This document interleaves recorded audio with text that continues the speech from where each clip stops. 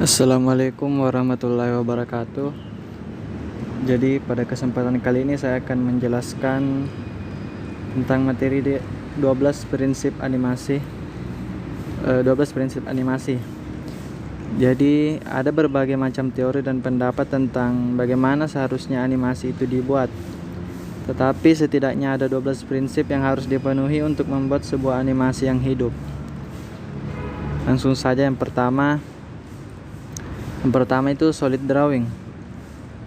Menggambar sebagai dasar utama animasi memegang peranan yang signifikan dalam menentukan baik proses maupun hasil sebuah animasi, terutama animasi klasik. Seorang animator harus memiliki kepekaan terhadap anatomi, komposisi, berat, keseimbangan, pencahayaan, dan sebagainya yang dapat dilatih melalui serangkaian observasi dan pengamatan. Di mana dalam observasi itu, salah satu yang harus dilakukan adalah menggambar. Contohnya seperti di bawah ini. Yang kedua, timing and spacing. Timing adalah tentang menentukan waktu kapan sebuah gerakan harus dilakukan, sementara spacing adalah tentang menentukan percepatan dan perlambatan dari bermacam-macam jenis gerak. Contoh timing menentukan pada detik keberapa sebuah bola yang meluncur kemudian menghantam kaca jendela. Sedangkan contoh spacing menentukan kepadatan gambar. Seperti di gambar bawah ini. Selanjutnya, yang ketiga, squash and strike. Squash and strike adalah upaya penambahan efek lentur pada objek atau figur sehingga seolah-olah memuai atau menyusut sehingga memberikan efek gerak yang lebih hidup. Seperti pada gambar di bawah ini, di mana bentuk dari animasi tersebut bisa berubah-ubah dari bulat hingga lonjong atau bentuk yang lainnya. Selanjutnya, yang keempat, anticipation. Anticipation adalah sebuah prinsip animasi di mana kita sebagai animator memberikan tanda pada penonton mengenai apa yang akan dilakukan oleh si karakter. Lebih simpelnya yaitu seperti mengambil ancang-ancang lah untuk apa yang akan dilakukan oleh animasi tersebut. Selanjutnya, yang kelima, slow in and slow out. Slow in dan slow out menegaskan kembali bahwa setiap gerakan memiliki percepatan dan perlambatan yang berbeda-beda.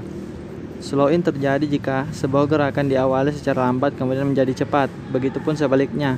Slow out terjadi jika sebuah gerakan yang relatif cepat kemudian melambat.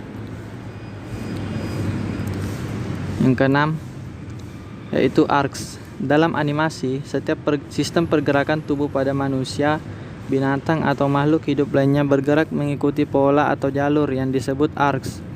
Hal ini memungkinkan mereka bergerak secara smooth dan lebih realistik karena pergerakan mereka mengikuti suatu pola yang berbentuk lengkung, termasuk lingkaran, elips, atau parabola. Selanjutnya, yang ketujuh, secondary action. Secondary action adalah prinsip di mana ada gerakan sekunder yang terjadi akibat adanya gerakan utama. Seperti contohnya, di mana ketika seseorang berjalan atau animasi tersebut berjalan akan ada gerakan-gerakan lainnya seperti mengayunkan tangan atau bersiul. Selanjutnya yang kedelapan, follow through and overlapping action. Follow through adalah tentang bagian tubuh tertentu yang tetap bergerak meskipun seseorang telah berhenti bergerak. Sedangkan overlapping action secara mudah bisa dianggap sebagai gerakan saling silang. Maksudnya adalah serangkaian gerakan yang saling mendahului.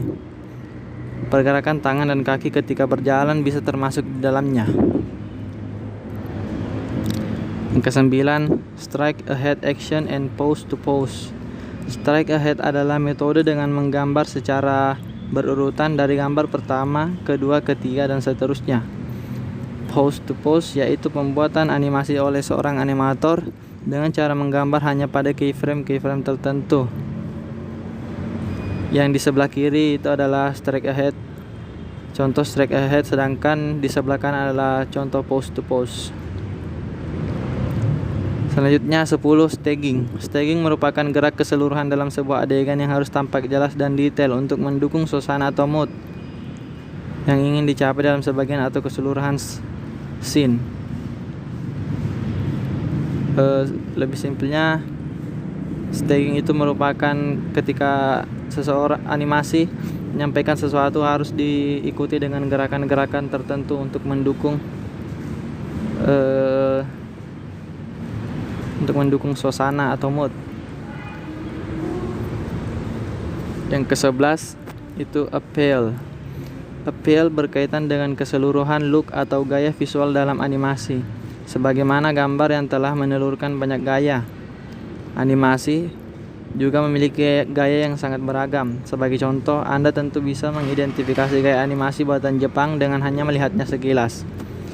Lebih simpelnya, appeal itu seperti ciri khas dari animasi tersebut. Jika dilihat sekilas, kita langsung bisa mengetahui animasi tersebut terbuat dari ini atau dari negara tersebut. Selanjutnya yang terakhir itu exaggeration. Exaggeration adalah upaya untuk mendramatisir sebuah animasi dalam bentuk rekayasa gambar yang bersifat hiperbolis, dibuat untuk menampilkan ekstremitas ekspresi tertentu dan lazimnya dibuat secara komedik.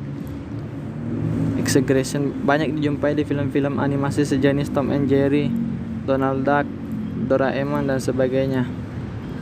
Exaggeration. Terima kasih atas penjelasannya.